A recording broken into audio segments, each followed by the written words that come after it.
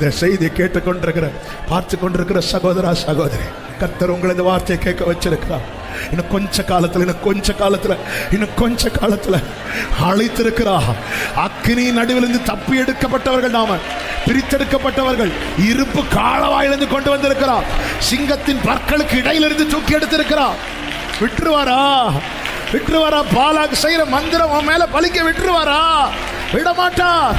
அவர் உனக்கு சொல்லிய வார்த்தைகளில் ஒரு வார்த்தையாகிலும் தரையிலே விழுந்து போக இன்னும் கொஞ்ச காலத்தில் அல்லவோ லீபனோ செழிப்பான வயல்வெளியாகும்.